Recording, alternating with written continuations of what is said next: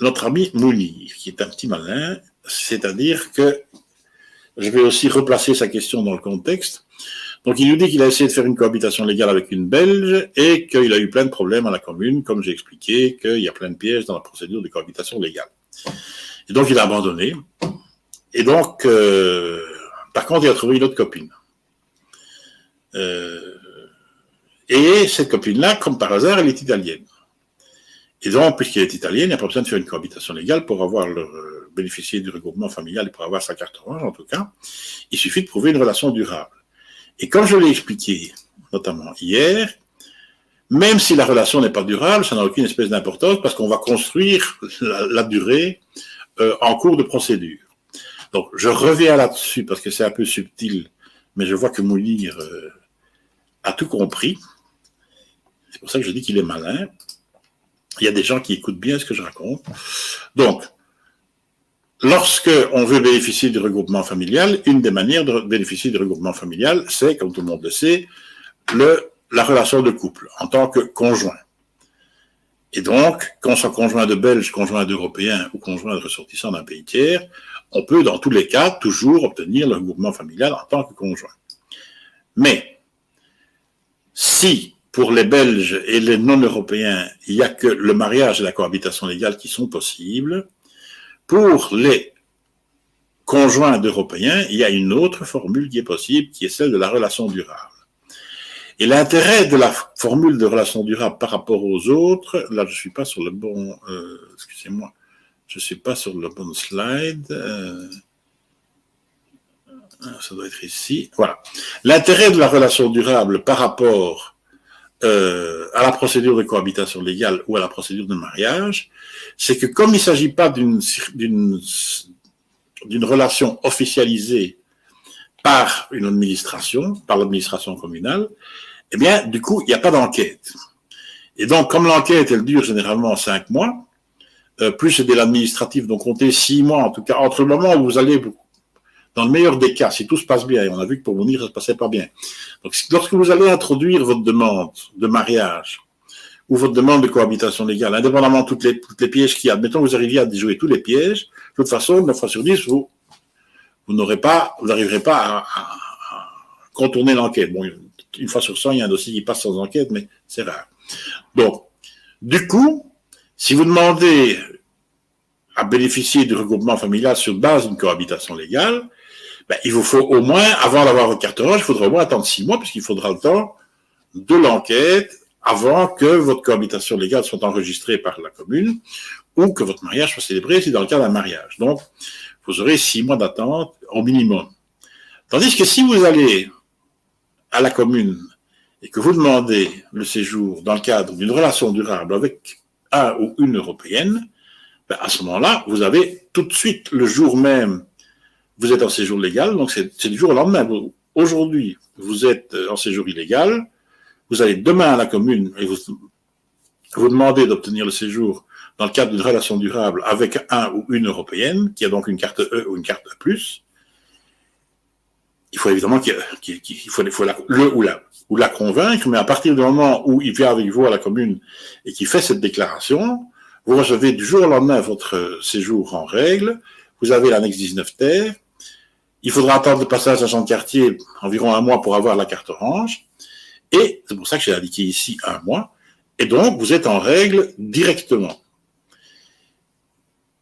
Alors, là où c'est très puissant, c'est-à-dire que, bien sûr, vous allez devoir prouver la relation entre vous, le caractère durable de la relation.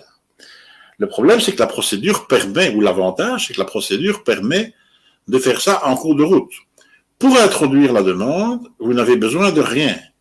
Donc, si je reviens à la procédure de regroupement familial en tant que membre de la famille d'un Européen, vous allez à la commune, vous prouvez votre identité avec vous, votre passeport et votre conjoint ou enfin, votre compagnon italien ou votre compagne italienne, sa carte de séjour E ou E+, et normalement vous déprouvez le lien familial, donc qui soit une attestation de cohabitation légale, soit un acte de mariage. Mais ici, étant donné que votre compagnon ou votre compagne est européenne, du coup, il suffit simplement de déclarer que vous êtes en relation durable. Vous aurez 3 mois pour prouver que vous êtes en relation durable, mais vous allez quand même avoir, même si vous, sans avoir encore rien prouvé, vous allez avoir le jour même votre annexe 19 terre. Donc, l'annexe 19 terre, c'est prévu, le cas est prévu, donc il n'y a pas, vous n'avez pas de risque de refus de la commune. Il y a vraiment le cas qui est prévu ici. Donc, sur l'annexe 19 terre, donc c'est ce fameux document-là que vous recevez, donc qui est la demande de séjour en tant que membre de la famille d'un citoyen de l'Union européenne. Et donc, sur ce formulaire, il y a des cases à cocher, et la commune va cocher la case qui est autre membre de la famille, partenaire dans le cadre d'une relation durable. Donc, il n'y a aucune commune qui peut vous refuser ce genre de demande, puisque ça se base sur une simple déclaration, vous n'avez absolument rien à prouver. La seule chose qu'il faut prouver, c'est votre identité, donc avec votre passeport, et le fait que la personne qui est votre compagne ou votre compagnon, il est européen ou elle est européenne. Donc là, il suffit qu'elle ait sa carte de séjour d'européen. Et puis c'est tout. Et si vous prouvez ça, ben vous êtes en règle en Belgique immédiatement. Vous recevez l'annexe 19 terre, la commune ne peut pas le refuser puisque c'est indiqué en noir sur blanc sur l'annexe 19 terre. Elle va devoir envoyer l'agent de quartier pour que vous receviez votre carte orange. Et quand vous avez votre carte orange, vous êtes en règle pendant 6 mois en Belgique. Alors, vous allez devoir, dans la fin des 3 mois par rapport à la date à laquelle on vous a délivré l'annexe 19 terre, vous allez devoir prouver que vous êtes dans une relation durable. D'accord. Mais admettons que votre relation ne soit pas durable parce que vous venez de rencontrer votre bonne femme, c'est le coup de foudre, vous l'avez rencontré hier ou avant-hier. Mais c'est pas grave. Vous n'arriverez pas à prouver. Donc, vous déposerez pas les pièces suffisantes. Enfin, vous pouvez toujours montrer quelques photos et des trucs comme ça, mais admettons que l'Office étranger considère que ces preuves ne sont pas suffisantes. À ce moment-là, qu'est-ce qu'on va faire? La commune va transférer, vous avez toujours votre carte orange en main, la commune va transférer le dossier à l'Office étranger, et l'Office étranger va avoir encore 3 mois en plus pour décider, et donc à la fin de votre carte orange, admettons que l'Office étranger décide, oui, mais vous n'apportez pas les preuves suffisantes du fait de votre relation durable. Et donc, on vous donne un refus, annexe 20. Il ne faut pas vous en faire.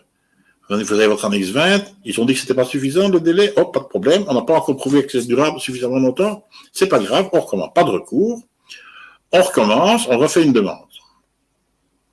Donc, de nouveau, vous retournez à la commune avec votre compagne ou votre compagnon et vous dites, je vais faire une demande en cadre d'une relation durable, parce que l'Office étranger a considéré que c'était pas durable parce qu'on n'avait pas des preuves suffisantes, mais maintenant, on a déjà 6 mois légal avec la carte orange, donc on a des preuves en plus, donc ça vaut la peine de refaire une nouvelle demande. Vous refaites une nouvelle demande, vous recevez une nouvelle carte orange, etc. Et au moment où vous voudrez déposer, après 3 mois, le dossier de pièces prouvant que votre relation est durable, vous pourrez déjà établir, grâce à la copie de la carte orange d'avant et la demande de séjour que vous aviez faite avant, vous pourrez déjà démontrer que vous êtes ensemble depuis 9 mois. 6 mois de la procédure d'avant, plus 3 mois de la procédure de maintenant. Ça commence à devenir beaucoup plus durable, 9 mois. Mais, et donc le dossier va être transmis à l'Office étranger, mais admettons que l'Office étranger de mauvaise foi considère que c'est pas durable, que c'est des combines que vous avez fait pour essayer d'avoir des papiers, etc. C'est des combines peut-être bien, mais c'est légal. Bon. Donc, il refuse de nouveau. Vous avez de nouveau une annexe 20. De nouveau, faites pas de recours, vous recommencez le petit jeu encore une fois de plus. Et quand vous avez ça, vous aurez de nouveau une carte orange, et vous allez de nouveau maintenant pouvoir démontrer, au niveau des dossiers de pièces, vous allez pouvoir démontrer que vous êtes ensemble depuis 1 an et 3 mois, la durée des 2 premières cartes oranges, plus les 3 mois d'ici. 1 an et 3 mois. Alors, ça devient plus possible quand on est depuis 1 an et 3 mois ensemble. L'Office étranger ne sait plus dire que votre relation n'est pas durable. Et donc, vous pouvez très bien partir d'une relation qui n'est pas durable au départ, avec quelqu'un que vous avez rencontré il y a 1 semaine, et vous pouvez de cette manière-là obtenir un séjour, pour autant que la personne avec qui vous voulez faire ça, évidemment, est d'accord avec vous. Que, bon, forcément, il faut vivre ensemble, et que vous ayez juste votre passeport et sa carte d'identité. Donc, si vous rencontrez un Européen ou une Européenne, vous pouvez faire ça comme ça. Maintenant, j'ai pas dit qu'il fallait, si vous êtes en séjour illégal en Belgique, j'ai pas dit, et c'est peut-être ce que Mounir a compris, mais sans que je l'ai dit, je dément formellement.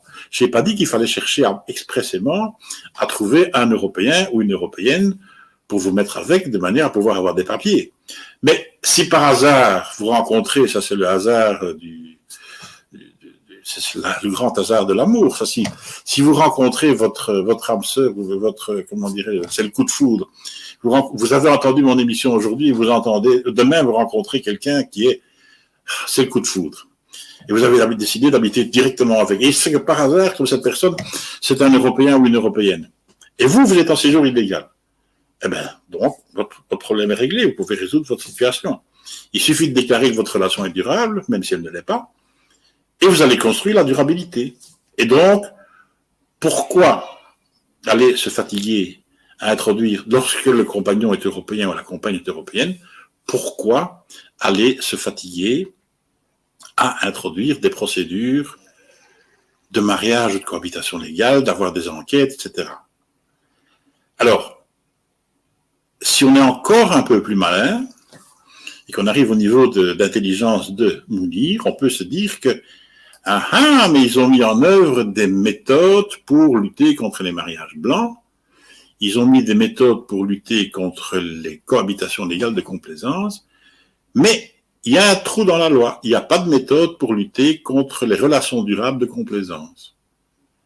Je n'ai pas dit que vous deviez faire des relations durables de complaisance, mais si par hasard vous le faisiez, et que vous ne me le dites pas évidemment, parce que si vous me le dites, je vous dirais que non, ça c'est pas légal, on peut pas faire ça, c'est légal, mais c'est pas éthique. Donc là, je vous déconseillerais évidemment de faire ce genre de choses. Mais en fait, si vous le faites, vous risquez absolument aucunement d'avoir un problème. Et donc vous aurez votre séjour.